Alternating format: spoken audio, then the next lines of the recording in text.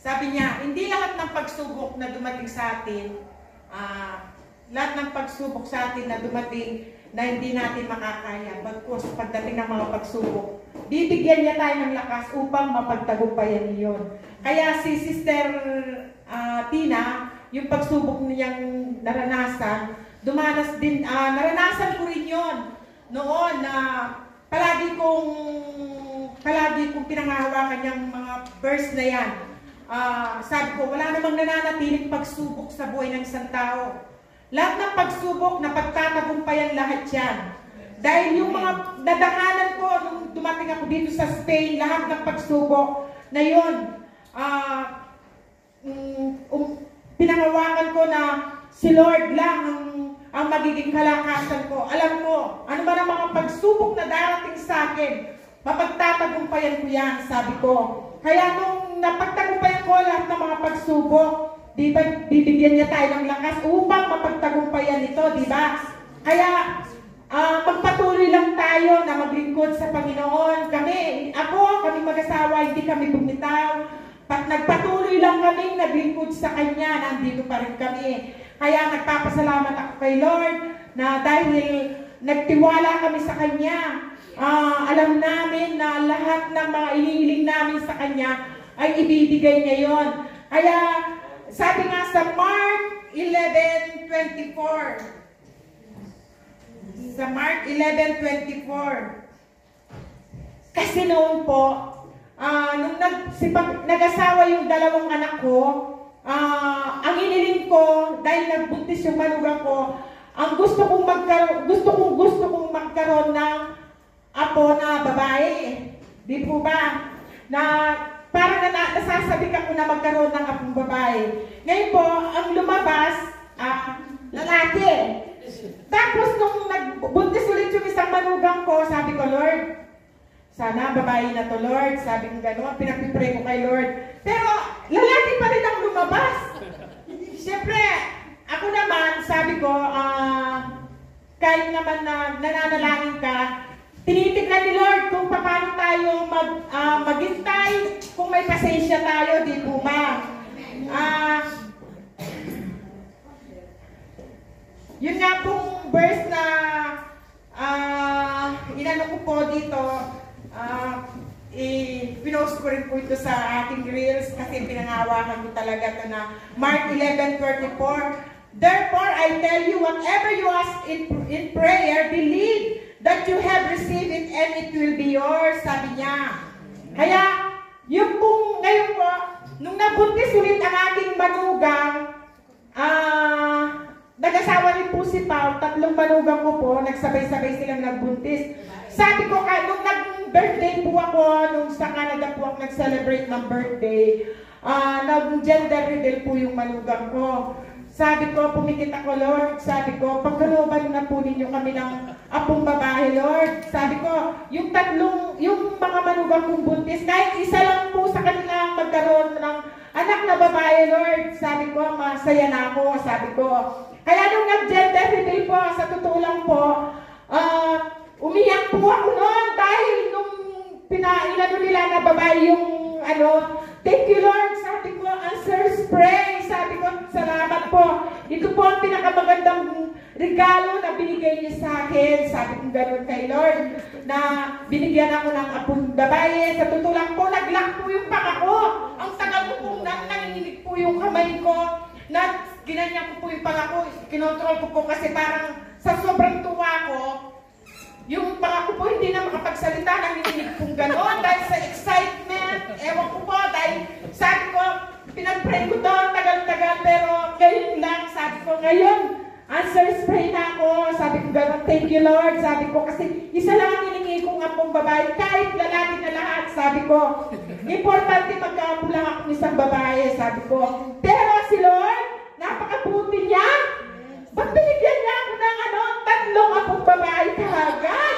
Sabi ko, more blessing talaga. Blessing ang mga hapo ko dahil nung lumabas ang mga 3 na yan, sabi ko, Lord, napakabuti mo talaga. Sabi ko, maghihintay lang ako. Nagpasensya naman ako, Lord. Sabi ko, talagang continue prayer lang kaming mag-asawa na ilingin nga namin yung apo. Sabi ko, napakabuti, napakaraming blessing sa aming buhay. Bagamat nakaranas kami ng napakaraming pagsubok. Sabi nga ng isang kapatiran natin dito, ba't puro na lang kayo problema? Puro na lang problema ang dumarating sa inyo. Wala nang katapusang problema. Pero napagtagumpayan namin yun dahil nagtiwala kami kay Lord. Hindi kami bumitaw. Hindi kami nag-surrender sa paglilingkod sa Kanya. Nanatili kaming naglingkod kay Lord. Nandito pa rin kami. Kahit anong hindi kami natinag, hindi kami nagpatalo sa kahaway kahit anong mga pagsubok na yun na dumating sa amin. Ito pa po yung blessing nung lumabas po yung tatlong apo ko. Noon po, bago pa yan, nagpipray na rin po ako na sabi ko, Lord, sabi ko kasi si Brother Ed po, palagi niyang sinasabi sa akin. Sabi niya, pangarap kong magkaroon ng apartment. Sabi niya, palagi niyang binabanggit yung nabili po namin lupa. Itatayo ko yung apartment dito, ganyan, ganyan. Sabi ko, huwag mo munang ipagsabi. Sabi ko, hindi pa natin alam kasi wala pa tayong pera. Ipag-pray pa natin kay Lord, hingin pa natin yan. Sabi ko. Tapos po, yung prayer na yan, na matagal po namin pinipray, sabi ko, Lord, tuwing magpipray po ako, Lord, matanda na po yung asawa ko. Saan pa namin kukunin yung ipagtatayo namin ng apartment? Opo ako, medyo bata pa po. Pwede pa po ako maghanap buhay. Pero po yung asawa ko papunta na siya sa Ubilaw. Mag-Ubilaw na po siya. Paano pa po niya matutugunan yung pangarap niya? Kasi medyo may edad na po yung asawa ko. Marami na siya nararamdaman sa katawan. Sabi ko, pinag-pray ko po kay Lord. Sabi ko gano'n. Tapos, sa kakapray ko po noon, sabi ko, palagi na lang gano'n ang prayer ko na yung asawa ko, sinasangkalan ko kay Lord. Lord, sabi ko, matanda na palagi kong ginagamin kay Lord yung matanda na yung asawa ko. Paano pa yung pangarap niya? Matupad lang po yung pangarap niya, Lord. Masaya na ako. Dahil hindi ko pangarap ng asawa ko. Sabi ko gano'n. Pero po si Lord, napakabuti niya. Doon po sa lupang dapat namin pagtatayuan ng apartment, hindi po natupad doon. Hindi po natupad. Binigyan kami ng mas malaking lupa ni Lord na pagtatayuan po namin ng apartment. At the same time, itatayo na rin po namin ang bahay namin doon. Kaya sabi ko, napakabuti ko, Lord. Na-amaze po kami dahil wala po kami ganong pera ngawang dahil siyempre po ang pagpapagawa ng apartment, malaking pera po. Saan namin kukunin lahat? Na-amaze po kami ni Brother Ed. Sabi ko, saan lahat nang galing yung pinagawa natin? Ba't na-provide natin lahat? Natatapos natin yun?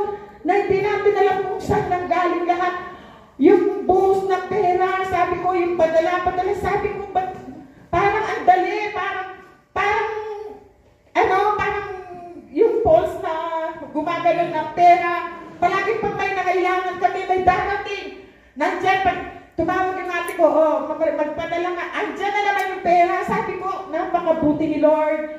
Sabi ko, na talagang binigay niya yung panalangin ko. Talagang nagpasensya lang ako. Palagi kong pinapanalangin yan kay Lord. Kaya tayo, kung may mga pangarap tayo, huwag tayo hihintong manalangin.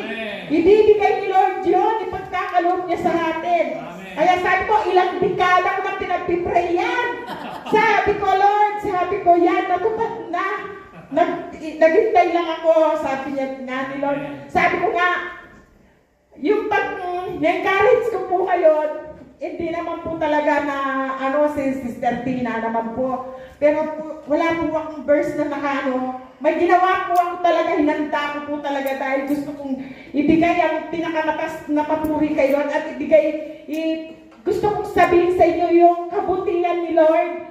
Hindi po ako nagyayabang, sinasabi ko yung kabutihan ni Lord na ginawa niya sa buhay namin. Amen. Bira po akong tumayo mag-encouragement dito, sa totoo lang. Kung napapansin niyo po, hindi ko ako gaano nag-encouragement. Hiniipon ko po yung mga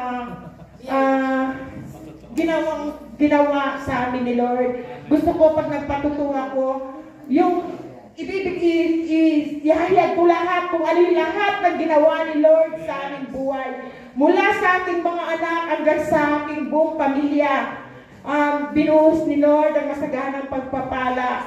Salamat kay Lord at dumanas man kami ng mga pagsubok.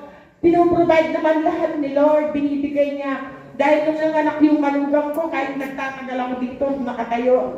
Napaka-amaze ni Lord, sabi ko nga, kasalukuyang ginagawa yung apartment, dumating yung pagsubok na nanganak yung manugang ko, na cesarean, biglang cesarean.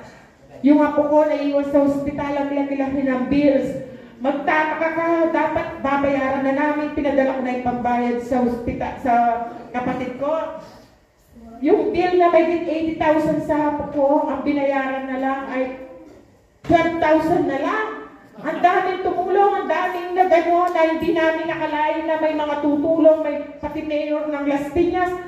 Akalain mo yun, tatawag siya na ibibigay niya, iabot niya yung pera. Sabi ko nga, nagpadala si Lord ng mga tao na magtutulong sa anumang pangangailangan namin dahil kung magagalaw pa yung pangbayad ng gawa namin, may stop yung bahay. Ay yung pinapagawa namin apartment. Kaya, sabi ni Lord, ipuprovide ko kung ano man ang kailangan ng apo mo. Kaya, para matuloy yung pinapagawa mo, sabi ni Lord. Kaya, ayan, napakabuti ni Lord, napakadakila niya. Sa'yo lahat ng papuri, Lord. Thank you. Thank you.